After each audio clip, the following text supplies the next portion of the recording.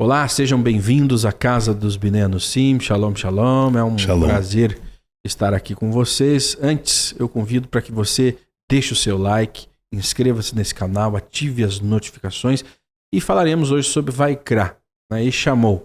Eu recebo também no estúdio hoje com muita alegria Benjamin Zait. Seja bem-vindo. Muito obrigado. Uma alegria, um prazer participar dessa programação Biné no Sim. E chamo ele Zakai, que está conosco, que sempre traz aí um resumão do que é Paraxá, justamente para que a gente se lembre, né? Para quem não estudou, não está acompanhando, mas que possa refrescar a memória neste dia de Shabat. Muito bem. Olá, Shimon. É um prazer ter o Benjamin Zait do O Shabat aparece para o podcast, né? O podcast desse Shabat. Da Paraxá Vaikra, a chamada que Moshe Rabbeinu recebe do momento da inauguração no Mishkan.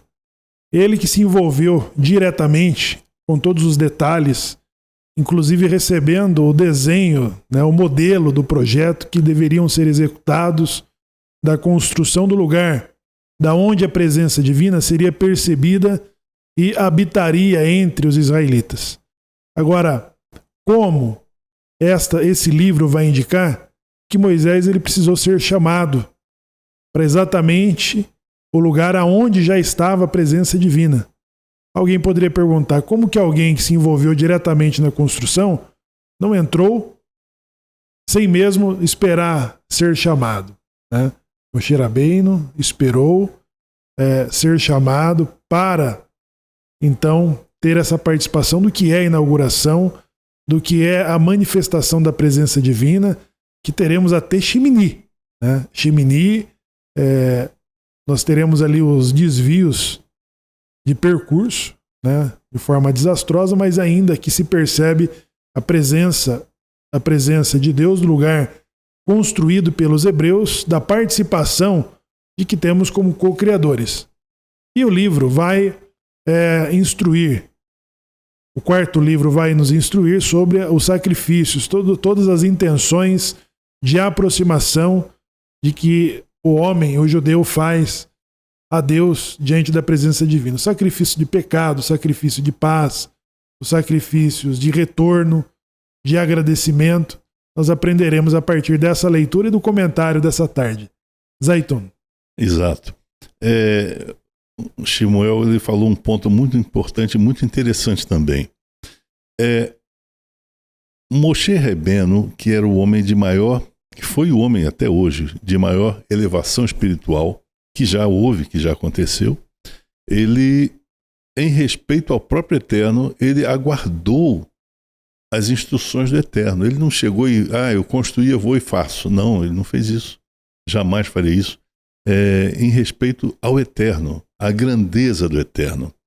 Nós tivemos uma experiência muito triste a respeito desse tipo de assunto. A pessoa que entra ali, adentra no lugar santo, no lugar santo dos santos, com os filhos de Abraham, os filhos de Aharon, que eles levaram fogo estranho. Não se pode fazer isso. Você não vai instruir ao Eterno como o Eterno deve fazer. Isso não existe. Isso aí é um absurdo dos absurdos. O Eterno é quem diz para você como você deve agir, e não o contrário. O Eterno ele é muito maior do que você e sabe muito mais do que você. É ele que vai dizer como. Então, ele instruiu a Moisés para que determinasse e revelasse ao povo como fazer os sacrifícios, como fazer as operações, inclusive a queima do incenso, inclusive como fazer a degola dos animais e por aí vai. Então é o Eterno quem determina. O Eterno manda, nós fazemos. É assim que funciona. Nós não podemos dizer, Eterno, olha só, eu vou fazer isso aqui assim, porque você vai fazer isso aqui por mim. Isso não existe. O Eterno, tenhamos a consciência de que o Eterno não precisa de nós, ele nos ama.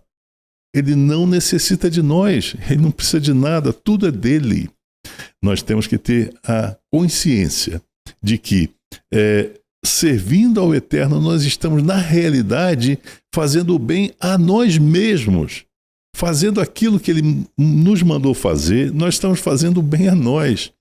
Torá, ela não foi escrita para o Eterno, ela foi escrita para nós. É para o nosso bem, para a nossa alegria, para a nossa satisfação, para o nosso bom convívio. Na melhor ideia de paz que nós possamos ter. De shalom, a melhor ideia de shalom que possamos ter. Então, nós temos que ir a Torá e não o contrário. É interessante. Eu acho que no meio disso tudo, né, dessa inauguração de uma nova modalidade de trabalho que seria feito ali no Mishkan, porque até então nós estávamos falando da construção, né, como que seria construído, as instruções, a união do povo, a conclusão de tudo isso, e nós vemos agora essa inauguração. Mas uma palavra chama a atenção, que é o ego, né? Porque o ego ele poderia destruir o povo de Israel nesse momento, né? Ele poderia derrubar uma liderança, ele poderia mudar a face do povo judeu mais uma vez, mas até ali, né, o nosso líder Moshe, ele teve a sabedoria, teve a paciência, né? E dizem os sábios que o nosso mestre Moshe tinha um ego pequeno, né? Que levou ele, né, a humildade, que levou ele a justamente esperar ser convidado a entrar numa obra que ele foi o construtor, né, o produtor, o responsável. Geralmente, quando nós produzimos algo memorável, algo grandioso, e eu acho que nessa vida atual não há nada que se compare à construção da morada de Deus, né? Eu acho que somente em 3 momentos na face da terra houve tamanha grandiosidade, que foi na construção do Mishkan, depois do templo de Salomão e depois do templo construído por Herodes, né? São Isso. 3 momentos grandiosos que só se assemelharão quando nós construirmos novamente o terceiro templo, né? E Moisés conseguiu levar isso com grande humildade, porque eu acredito que esse é um dos grandes desafios em você não colocar aquilo ali como uma coisa sua. Não, isso é meu. Esse Mishkan é meu porque eu construí. Eu idealizei, eu planejei, eu organizei as equipes. Então, às vezes nós nos pegamos tão envolvidos num determinado feito, num determinado projeto, que nós tomamos aquilo para ser nosso e às vezes nós acabamos destruindo o projeto pelo ego e porque acontece muitas vezes da coisa estar na sua mão e alguém dizer para você, olha, para que isso continue existindo, você vai ter que passar essa liderança para outra pessoa, né? Você vai ter que se afastar da sua empresa. Quer evitar a falência da sua empresa? Se afaste dela, traga um CEO, né, que ele vai gerenciar junto com você, fica fazendo parte do conselho. E nós conhecemos o ego, né, que pode levar um grande império à destruição total, porque é meu, eu criei, eu fundei, e isso vai ser meu para sempre. Acontece que nada dura para sempre, e aí nós já conhecemos a história de Moshe, inclusive Moshe não durou para sempre, ele teve um começo, meio e um final da sua história, mas aqui ele nos dá um exemplo justamente de controle do ego, autocontrole, porque as emoções, elas nos fazem derrapar, né? As emoções... Poxa, eu estou tão animado com esse trabalho, eu estou tão animado com esse projeto. Olha quantas pessoas estão sendo abençoadas através desse trabalho nosso. E aí eu posso acabar abusando dessa minha autoridade, né, em algum momento, justamente por fazer questão. E Moshe, em nenhum momento ele fez questão de construir, de fazer o que foi determinado, justamente seguindo a cartilha do engenheiro. Do grande engenheiro, do grande arquiteto. né, que planejou e projetou tudo e entregou o projeto para que os homens colocassem em prática. Mas em nenhum momento Moisés fez questão. Não, eu faço questão. Eu faço questão de ser o primeiro a entrar, de ser o cortar primeiro a fita da inauguração. Fita. Não. Ele aguardou, até porque Moisés mostra também que ele conhecia ao Senhor. Ele conhecia o Eterno. Ele tinha um conhecimento muito íntimo. Sabe quando você conhece a pessoa? Quando você conhece o seu lugar? Quando você sabe aonde os seus atos vão parar, né? Quais são as consequências? E o teu limite, né? Exatamente. Agora, por outro lado, existe, né, a modéstia, né? E Moisés é o modesto. Ele é o legítimo modesto, porque ele já teve essa complicação exatamente no momento em que teve o primeiro contato com a presença divina e ele se recusou a cumprir a missão por se achar menos importante, incapaz, deve ter alguém melhor preparado que eu. Né? E foi ele. E o fato dele ter sido chamado com todos esses atributos aqui descritos pelo Shimon, né, mostra que essa modéstia ela não é falsa. Ele estava ali esperando ser chamado com todos esses atributos. Por outro lado, a inauguração do Mishkan, que está acontecendo, que está em andamento, ela indica que Deus escolheu habitar numa construção feita pela mão do homem. Porque o modelo dessa construção é de algo que já existia. Você chama-se de protótipo, Zé. Isso. Que é o que Moisés viu no monte. É o projeto, ele viu o projeto. E os sábios vão afirmar que o projeto de algo que já existe, ou já existia, ou sempre existiu, né? E que mesmo assim Deus vai escolher habitar naquela que foi construída pelos homens, né? E nessa que foi construída pelos homens, Moisés, ele não vai usar de presunção, ele vai ficar ali exatamente no lugar e ele sempre vai ter a impressão que terminou a missão. A missão era convencer o faraó de liberar o povo de sair do Egito e oferecer um culto no deserto, né? Isso ele fez. Depois, ele fica encarregado de conduzi-los até a entrada da terra prometida, né? E a inauguração, será que é o momento que eu me livro desse negócio? Vai terminar aqui o meu papel? E ele continua, né? Ele continua no protagonismo do que vai ser para todas as gerações a revelação de Torá e a experiência do deserto, para não conseguir entrar na terra prometida do lugar aonde deveria ser construído o templo. Deus vai sempre afirmar dizendo, eu escolhi o lugar escolherei o lugar onde farei habitar o meu nome, né, que é Jerusalém. Então, esse Moshe Rabbeinu, que não usa de uma falsa modéstia, ele tem essa missão contínua, né, que é de conduzir toda aquela geração até que o seu sucessor assuma uma nova geração. Então aquela geração não termina nem na saída do Egito, nem na construção, nem na revelação de Torá, e muito menos na construção do Mishkan. Um ponto interessante que foi levantado aqui que é o seguinte. Eu vou fazer uma pergunta. Por qual motivo o Eterno quis fazer o Mishkan? Qual foi o motivo? Por uma questão de vaidade dele eterno? Por uma questão de eu sou tal? Não. Ele não precisa disso, de nada disso. Ele quis fazer aquilo ali, ele quis que aquilo fosse feito por nós, seres humanos, em respeito a nós mesmos. Tudo na vida é cíclico, tudo. Você tem 3 formas de ciclo. Você tem o ciclo virtuoso, você tem o ciclo vicioso e você tem o ciclo neutro. O ciclo neutro é aquele, por exemplo, um jogo de futebol, ele começa, tem o jogo e acaba. É um ciclo. Começa de novo, e acaba, né? Tudo tem um ciclo. O ciclo virtuoso é aquele ciclo que você faz alguma coisa boa e aquela coisa boa resulta em outra coisa boa também e que retorna a você. É quando você faz um bem a alguém, essa energia desse bem que você fez a alguém, ele retorna a você.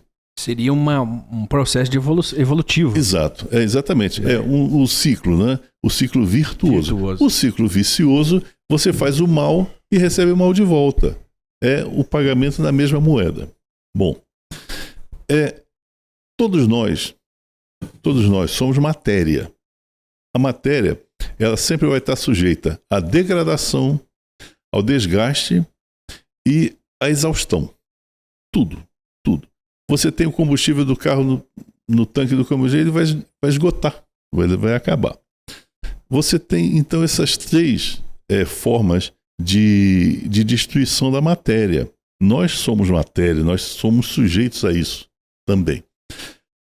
Como nós somos parte de um ciclo, cada uma das gerações é um ciclo. Aí aquela geração acaba, vem outra.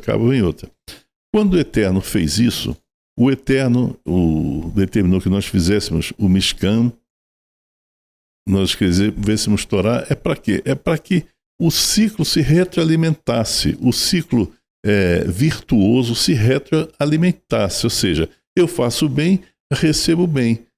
Ou seja, eu faço uma nova geração boa, eu recebo aquela graça, quando acaba o meu tempo aqui na Terra, a minha alma vai junto ao Eterno, né? Olam Rabá. Então, quando isso acontece, é que o Eterno está preocupado conosco. Ele está pensando, olha, vocês façam isso porque vocês vão continuar a existir no bem. Vocês vão criar novas gerações, que essas gerações vão fazer o bem a eles mesmos. É assim que se cresce. Você vê, por exemplo, a coisa é tão assim perceptível que, por exemplo, nós, quando envelhecemos, muitas pessoas morrem antes disso, mas muitas pessoas têm a degradação mental. Existem pessoas, o Bruce Willis, por exemplo, ele já não consegue reconhecer a própria mãe. A degradação mental dele é um dos elementos que destrói, né, a matéria, é a degradação. Então ele não reconhece a própria mãe. Agora, a pergunta é o seguinte: a alma dele está degradada? Não. A alma não é matéria. A alma não degrada. A alma, ela permanece na pessoa enquanto viva. Depois que a pessoa devolve o corpo à terra, a alma vai ao Eterno. Aquela alma nunca degradou. Todo o bem que aquela alma fez, ela vai retornar ao Eterno aquele bem, todo aquele bem. Então o Eterno, quando nos determinou a nós fazermos o templo, e nós operarmos o templo, porque aqui nessa nossa paraxá de hoje, ela fala a respeito de como operar a máquina. Aquilo é uma máquina. O templo é uma máquina desmontável, você desmonta ela, leva para outro lugar, monta de novo e funciona ali de novo. É uma máquina. E essa máquina tem que ter uma instrução de uso. Como é que você vai usar? Como é que você vai operar essa máquina? E essa nossa linda paraxá dessa semana, ela fala exatamente isso, como operar a máquina. E só há essa pergunta de como operar porque estão ali pessoas, né? Exato. Mais uma vez, ninguém pode estar inventando.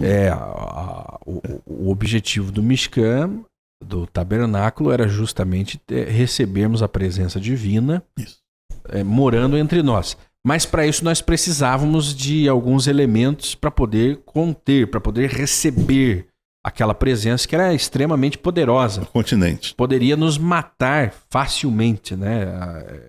Assim, se não fosse feito um receptáculo. Inclusive, curiosamente, Zaid, existem muitos elementos científicos na construção do tabernáculo. Sem dúvida. Na construção da arca, como que aquilo acontecia, os posicionamentos, todos eram para conter, era um receptáculo, né, para conter aquela energia gigantesca no meio do povo, né?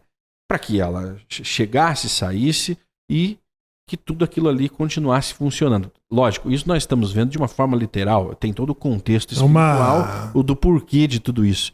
Mas tudo isso é por conta das pessoas. Qual que é o preparo para uma centrífuga nuclear, né, Zait? Para mexer com essa energia. Exatamente. Né? Uma energia quântica, como a experiência nos pés do Sinai, dizendo: fale tu, Moisés, ou morreremos.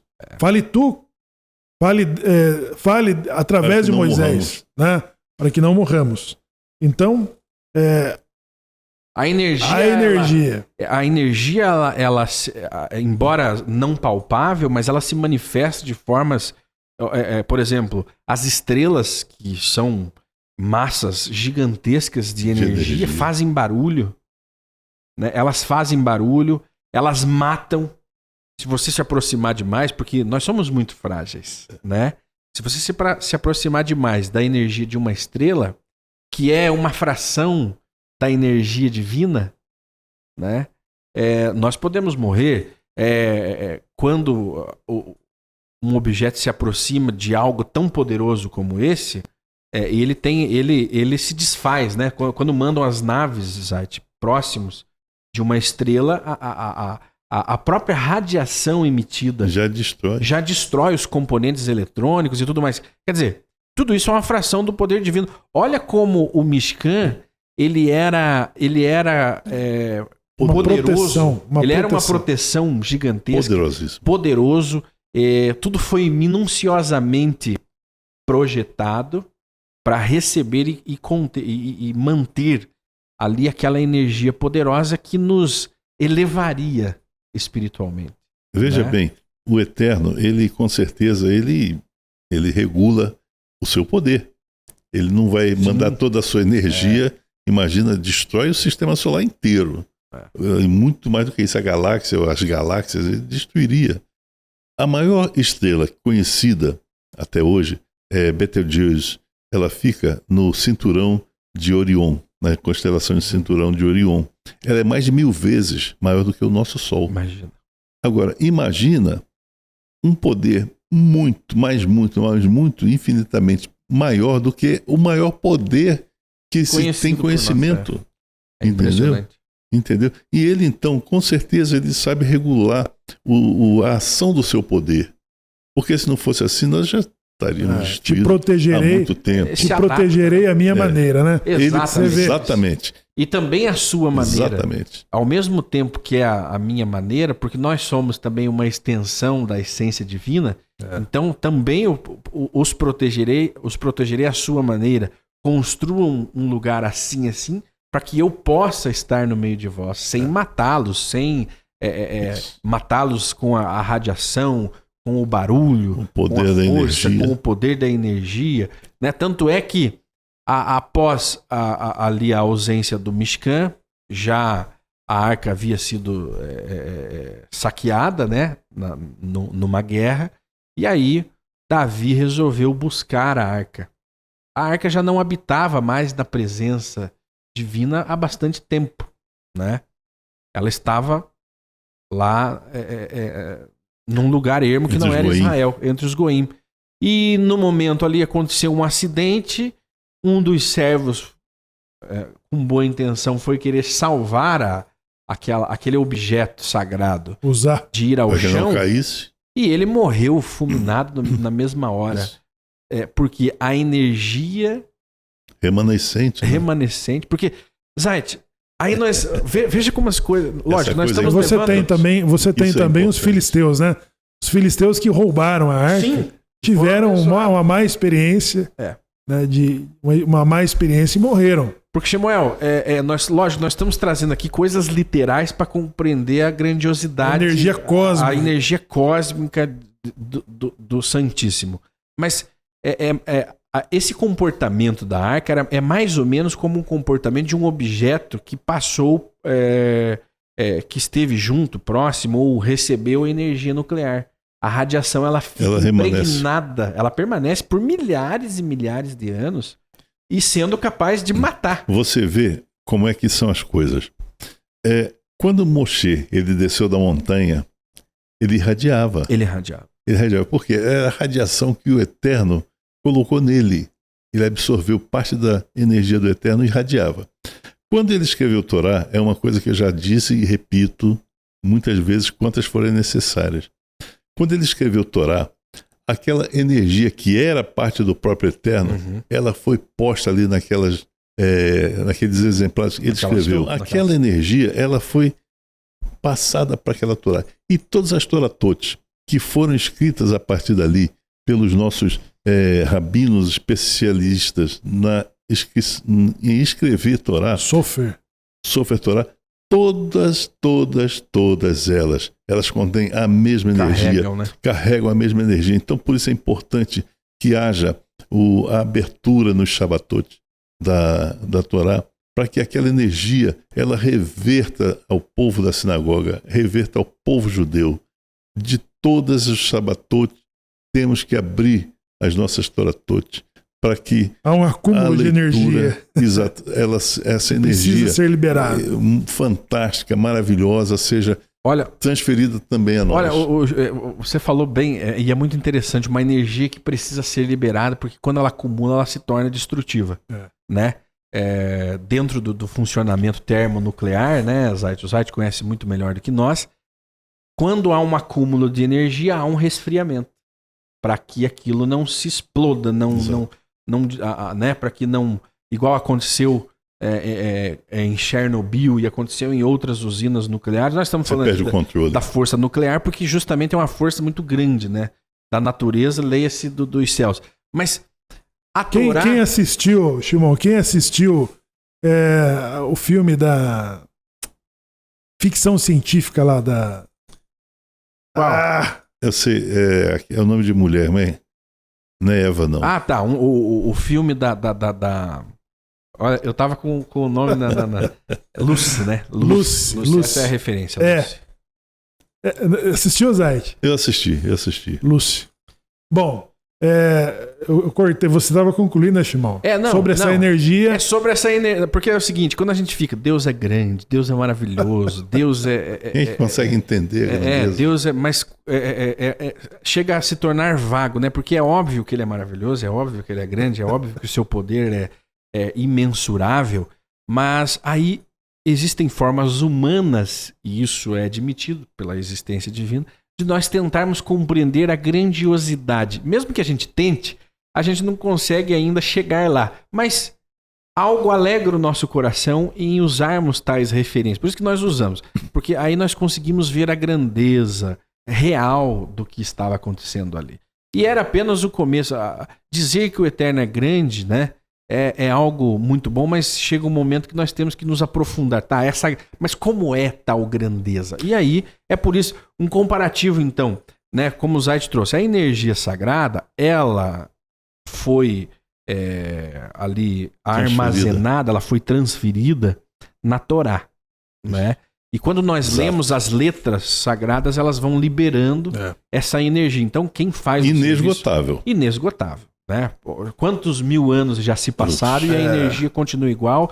E quem vem no Shabat é abençoado, quem reza a Torá, coloca a mão na Torá, participa da leitura pública, ele recebe bênçãos especiais. Por quê? Porque é o momento que aquela energia é distribuída. E quando uma Torá é abandonada numa sinagoga e não é aberta, aquela energia se acumula e ela começa a consumir tudo que está à volta, né?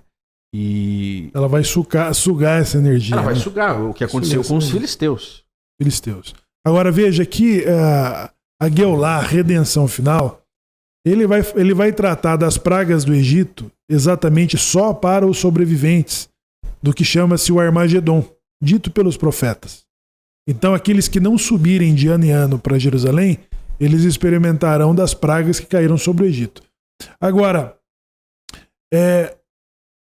como enfrentarão Gog e Magog a presença divina? Aí o profeta Zacarias, ele vai descrever que a experiência de Gog e Magog vai ser de um efeito nuclear.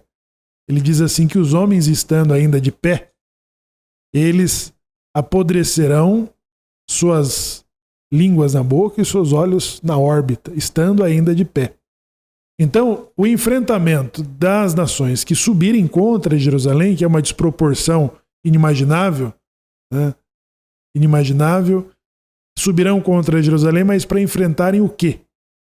Para enfrentarem quem? E de que forma? Então o profeta ele usa essa descrição porque agora você não está vendo os gafanhotos, a água transformando em sangue, eles estão enfrentando um efeito nuclear. Não é a resposta que a Rússia está dando ao Ocidente, fazendo seus exercícios para mostrar o seu poder bélico de destruição. É o que eles têm de recurso hoje, né? O que o Egito tinha de recurso para intimidar os hebreus que estavam lá no serviço no campo forçado? O que tem hoje o Ocidente para intimidar qualquer outra nação ou intimidar-se, né, entre si? Agora, o efeito que o profeta descreve é um efeito nuclear, um efeito cósmico, de que o homem ele não vai ter tempo, né, de cair sem... Cair. Exatamente, morrer antes de cair. Ele morre e depois cai. Exato. Já cai morto. Muito bem, então o Zait tem que ir embora, né, Zait? Tem que ir embora. Tem que ir embora, mas nós queremos agradecer a sua presença, a sua participação conosco, né? E acredito que teremos muitas outras oportunidades de recebê-lo. As pessoas gostam muito de tê-lo aqui na TV Anunciem Brasil, oferecendo um pouquinho, né, da sua energia, da sua força, né, da sua compreensão sobre o sagrado. Obrigado, né? Uma alegria, uma satisfação enorme estar aqui participando dessa nossa sinagoga em Curitiba, né? E também de todas as sinagogas Anunciem Brasil no Brasil, aquelas que existem e aquelas que vão existir, não apenas no Brasil, também em Portugal. Nós temos também esse serviço em Portugal. Exatamente. Bom, eu acho que dessa introdução aqui, que seria diferente de qualquer minyan, nós teremos o Karov, a aproximação, que aí sim, né, o minyan no Shabat vai discorrer, vai descrever as diferentes formas de aproximação de que cada um de nós, individualmente ou coletivamente, na sinagoga, exemplo da experiência aqui trocada, podemos experimentar, principalmente nesse mês de Adar, né, esse mês de Nissan, estamos entrando para a primavera, a Vive, entrando para a liberdade, entrando para um novo momento que podemos nos despojar de toda a impureza, de toda a imperfeição, como uma oportunidade de renovação, uma oportunidade de recomeço, né, do calendário religioso e também da saída e de um renovo da alma, né, que vem junto com a primavera da liberdade, de Pessa, da Haggadah, das Matzot, do ázimo, da sinceridade e de se livrar de tudo aquilo que é excesso. Né? A humildade, de todos os excessos do Hametz, em que vamos nos livrar durante esse período, tanto fisicamente como espiritualmente. Shemuel, falaremos nesse Shabat sobre os sacrifícios, né, como você disse, e contrariando uma tendência mundial, uma das tendências mundiais que dizem que alguém ou um cordeiro foi sacrificado e, portanto, né, não há mais a necessidade de um sacrifício, né, ou não há mais necessidade da lei. A Torá se tornou inadequada, a Torá se tornou ultrapassada e aí existe uma tendência nova, né, uma nova organização mundial, uma nova tendência. Uma nova ordem. Exatamente, a palavra é essa. Uma nova ordem diz que tudo isso foi anulado através da morte de um cordeiro, de um sacrifício apenas. Então, tudo isso nós estaremos estudando, comentando com o mais competente minyan neste Shabat especial, né? E você fique agora com o Kabbalat Shabbat e entenda como as coisas funcionam nesse Shabat. Um abraço a você, Shalom. Shalom. Shalom.